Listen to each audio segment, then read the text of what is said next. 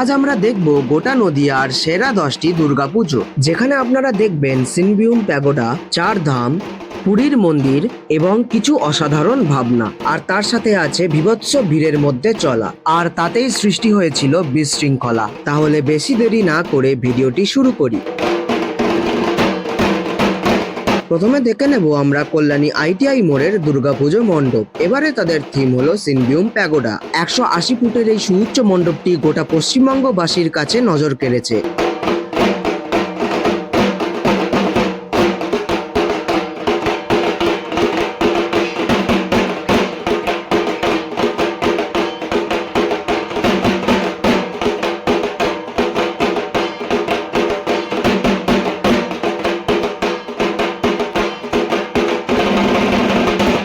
এরপর চলে এলাম কামালপুর অভিযান সংঘের বিশ্বের বৃহত্তম দুর্গা প্রতিমা দর্শনে। যদিও তাদের প্রতিমার কাজ সময়ের অভাবে খানিকটা হলেও বাকি থেকে গেছে, তাও তাদের প্রতিকূল বাধা বিপত্তির পরেও গ্রাম বাংলার ফাইবার শিল্পের সাথে মা দুর্গাকে দাঁড় করাতে পেরেছে, তার জন্য সত্যিই গর্বিত আমরা। তাই তারা অবশ্যই দ্বিতীয় স্থান অধিকারের যোগ্য।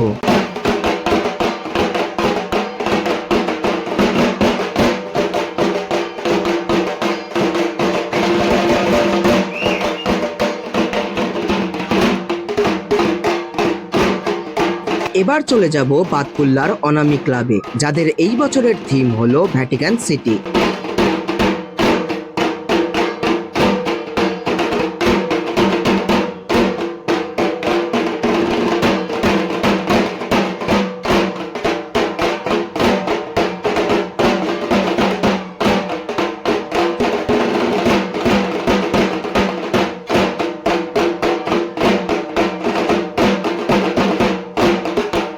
এরপর চলে এলাম তাহেরপুর সম্মেলনী ক্লাবে, যাদের এই বছরের মূল আকর্ষণ হলো দীঘার জগন্নাথ মন্দির। যারা দীঘায় যাননি তাদের জন্য ভালোই ব্যবস্থা, যেমন আমি।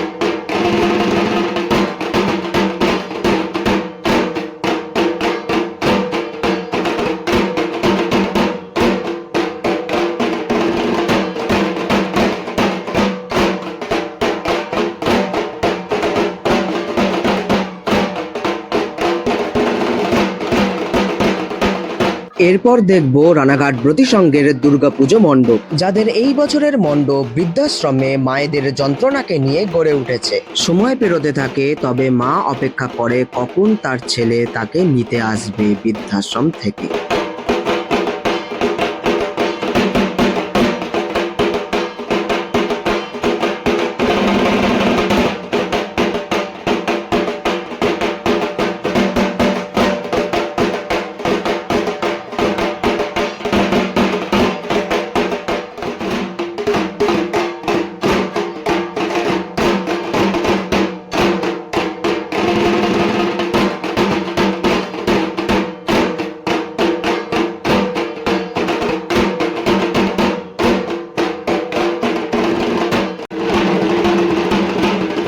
এইবার আমরা দেখব কল্যাণী রথতলার পুজো মণ্ডপ, যাদের এই বছরের থিম হলো স্বামী নারায়ণ মন্দির।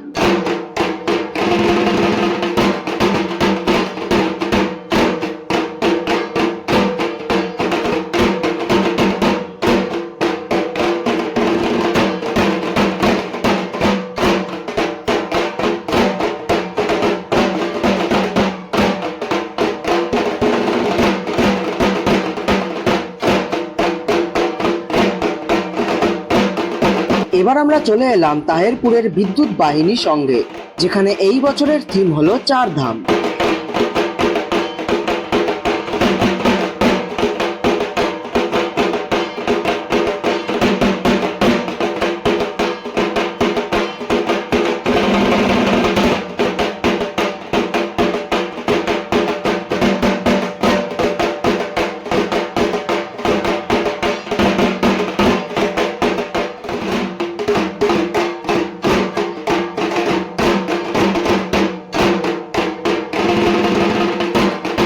এরপর আমরা দেখে নেব রানাঘাট ভাংড়াপাড়ার দুর্গাপুজো কমিটির পুজো মণ্ডপ, যাদের এই গোটা মণ্ডপটি কয়েক হাজার চামচ দিয়ে সেজে উঠেছে।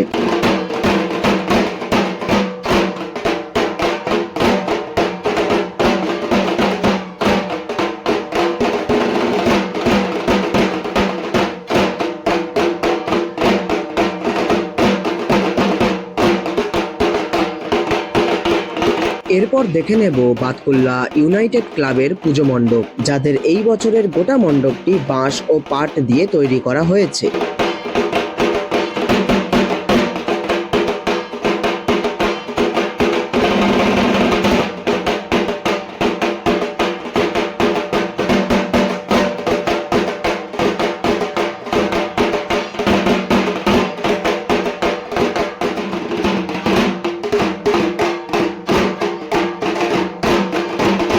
এরপর আমরা চলে যাব আমাদের লাস্ট ডেস্টিনেশন তাহেরপুর তরুণ সংঘের পুজো মণ্ডপ, যাদের এই বছরের থিম বৃন্দাবনের প্রেম মন্দির।